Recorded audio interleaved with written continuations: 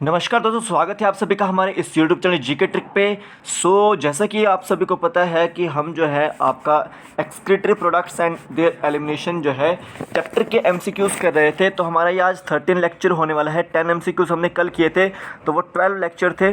ठीक है, तो 12th लेक्चर था, तो वो अगर आपने नहीं देखा है तो आप यहाँ पर आई बटन में होगा, आप वहाँ पर क्लिक करके जो है उसको देख सकते हैं। ठीक है, तो देखिए जो प्रोसेस होती है वो एक्सक्रीशन की, आपकी इजेशन होती है। क्या होती है? इजेशन होती है। अब हमने यहाँ पे बात की थी कि किडनी को जो ब्लड जो फिल्ट्रेट होता है वो आपका किस में होता है? किडनी में होता है। ठीक है, फिल्ट्रेशन होती है जो ब्लड की, वो किस में होती है? किडनी में। और किडनी में भी एक जो है उसकी फंक्शनल यूनिट होती है नेफ्रॉन्स। तो वो जो है फंक्शनल यूनिट है, वहाँ पर जो है सारा का सारा जो है फिल्ट्रेशन जो है होता है, यूरिन फॉर्मेशन जो होता है। तो आज हम उसी के बारे में पढ़ने जा रहे हैं। तो आइए चलिए वीडियो को शुरू करते हैं।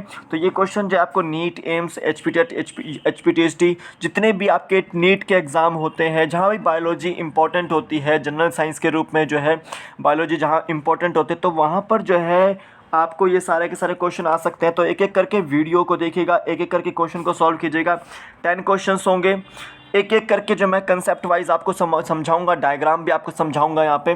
ठीक है, तो मेरा नाम है शिवम शर्मा और मैं लेकर आ रहा हूँ आपके लिए ये लेक्चर सीरीज़। तो जीके ट्रिक ऐप को डाउनलोड कर लीजिए।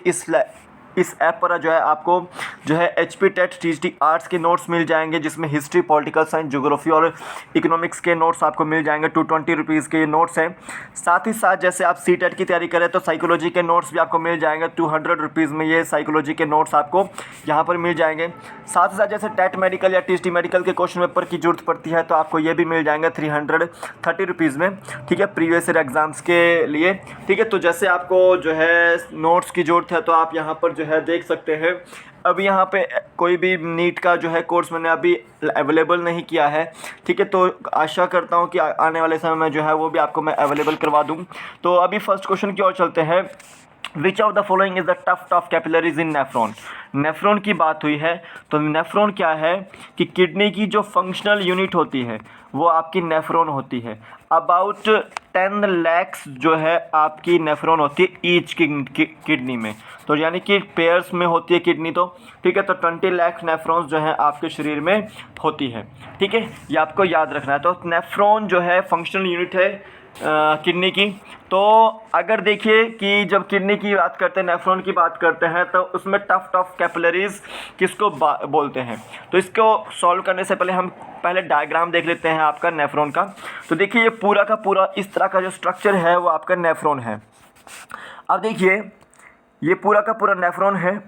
ठीक है, अब ये देखिए कि ये आपका जो येलो वाला पोर्शन है ये आपका क्या है? ये रीनियल ट्यूब्यूल है, जो कि आपकी बोमन्स कैप्सूल से स्टार्ट होती है, फिर आपका पीसीटी तक यानी कि प्रॉक्सिमल कन्वोल्यूटेड ट्यूब्यूल, फिर आपका ये जो हेनलेस लूप है वो डिसेंडिंग में और असेंडिंग लिम्ब में, यानी कि ये डिसेंडिंग है नीचे की ओर जाता हुआ और ये असेंडिंग लिम्ब है।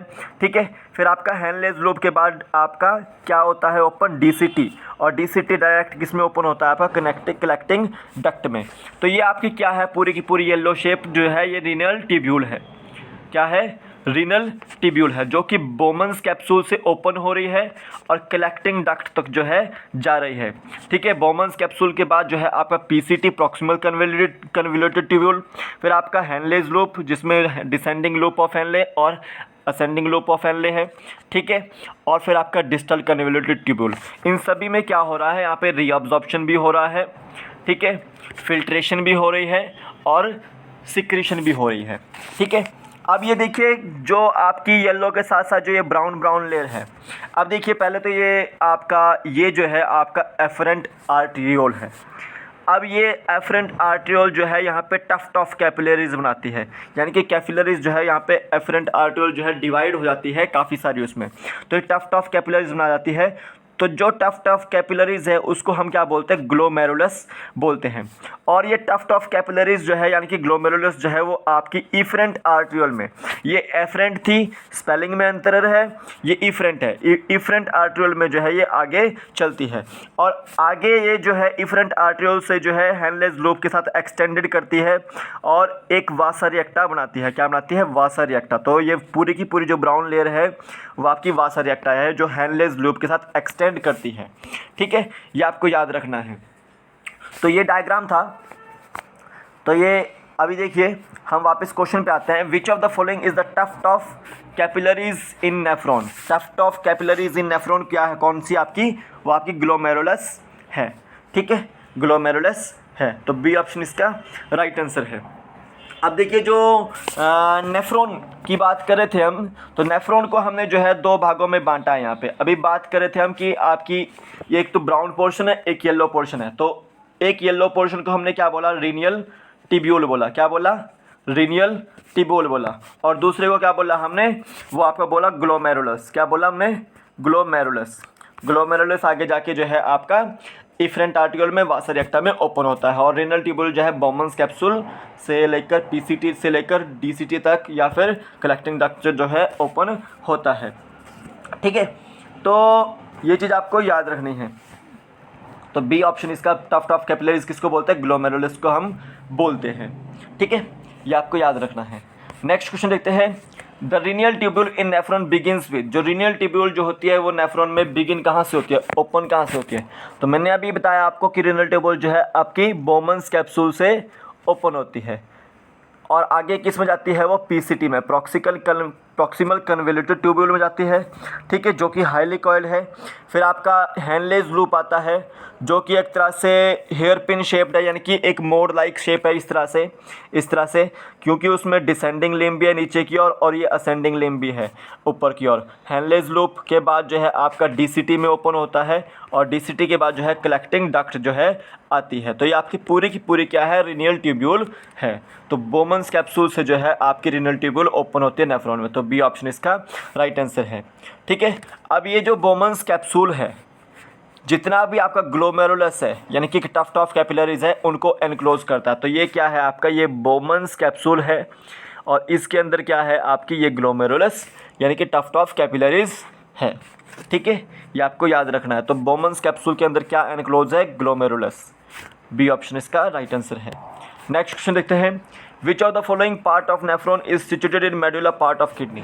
अब देखिए यहाँ पर मैं बताता हूँ आपको कि कौन सा पार्ट जो है नेफ्रॉन के मेडुला पार्ट में जो है रिप्रेजेंट है, सिचुएटेड है।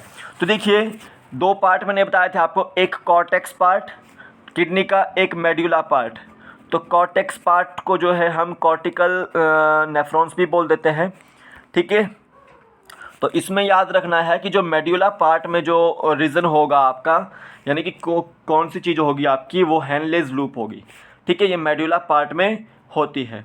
ठीक है, बाकी ये जो ऊपर वाले जो तीनों हैं ये आपके किस में है, आपकी ये कॉर्टिकल रीजन में है, कॉर्टिकल नेफ्रॉन्स में है या फिर कॉर्टेक्स रीजन में है। ठीक है, ये आपको याद रखना है।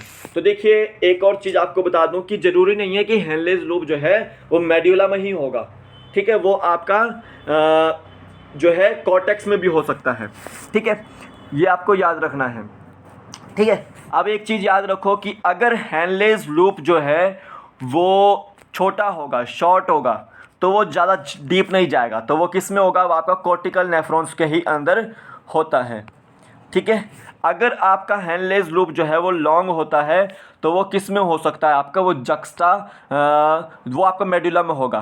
तो अगर वो मेडुला में होता है तो उसको हम क्या बोलेंगे, हैंडलेस लूप को जक्स्टा मेडुलरी नेफ्रॉन्स बोलेंगे। अगर कॉर्टेक्स में होगा हैंडलेस लूप तो आपका कॉर्टिकल नेफ्रॉन होगा। अगर मेडुला रीजन में होगा हैंडलेस लूप तो आपका जक्स्टा मेडुलरी नेफ्रॉन्स उसको बोलेंगे। ठीक है, तो यहाँ पे डी ऑप्शन इसका राइट आंसर है। अब देखिए बोमन्स कैप्सूल और ग्लोमेरुलस, अगर बोमन्स कैप्सूल और ये ग्लोमेरुलस है, इन दोनों जो ये गुच्छा बना हुआ है बोमन्स कैप्सूल और ग्लोमेरुलस का, इसको हम क्या बोल देते हैं, इसको हम बोल देते हैं मालफिजियन कॉर्पुजल। क्या बोल देते हैं, मालफिजियन कॉर्पुजल या फिर रीनल कॉर्पुजल। ठीक है, ये आपको याद रखना है। तो यहाँ पे लिखा हुआ है मैंने कि बोमन्स कैप्सूल और ग्लोमेरुलस के गुच्छे को क्या बोलते हैं हम, मालफिजियन कॉर्पुसल्स और रीनल कॉर्पुसल्स उसको बोल देते हैं। आगे देखिए, the minute vessel of efferent arteriole runs with Henle's loop forms. जो मैंने आपको बताया है अभी कि एक ब्राउन शेप जो है वेसल आ रही है जो कि आपकी ग्लोमेरुलस से जो है या बोमन्स कैप्सूल के साथ साथ या हैंडलेस लूप के साथ साथ जो है आ रही है। ठीक है, तो जो बोमन्स कैप्सूल से निकल रही है बाहर वो एक तरह से एफरेंट आर्टियोल है, एफरेंट आर्टियोल। और वही एफरेंट आर्टरियोल जो है वो रन करती है अगर हेनलेज लूप के साथ, तो उसको हम क्या बोलते हैं, वासा रेक्टा। ए ऑप्शन इसका राइट आंसर है। मैं आपको पीछे डायग्राम में दिखा देता हूँ कि ये जो है आपकी एफरेंट आर्टरियोल जो ग्लोमेरुलर से निकल रही है, एफरेंट आर्टरियोल, और यही जो है हेनलेज लूप के साथ जो है इस तरह से असेंडिंग और डिसेंडिंग लिम्ब में जा रही है, तो वो क्या है, पूरी की पूरी ये क्या है, आपका वासा रेक्टा है। ठीक है, ये आपको याद रखना है। तो ये कैपिलरीज हैं जिनको हम बोल देते हैं एक तरह से आपकी पिट्यूटरी कैपिलरी, इस तरह से इसको नाम बोलते हैं कुछ। ठीक है, तो ये याद रख लेना है। ठीक है, तो अब इसको मैं नाम बता दूंगा आपको। ए ऑप्शन इसका बिल्कुल राइट आंसर है।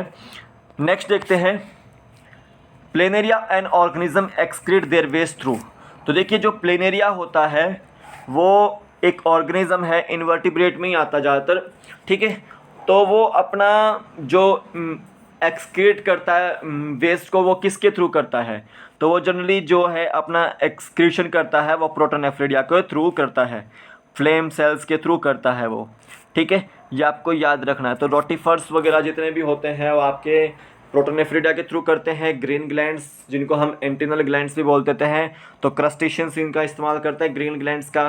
ठीक है, माल्फिजियम ट्यूब्यूल्स का जो है कॉकरोच इस्तेमाल करते हैं, जो कुछ सम एनालिड्स होते हैं वो नेफ्रिडिया का इस्तेमाल करते हैं। ठीक है, तो प्लेनेरिया जो है आपका प्रोटोनेफ्रिडिया का इस्तेमाल करता है, तो सी ऑप्शन इसका बिल्कुल राइट आंसर है।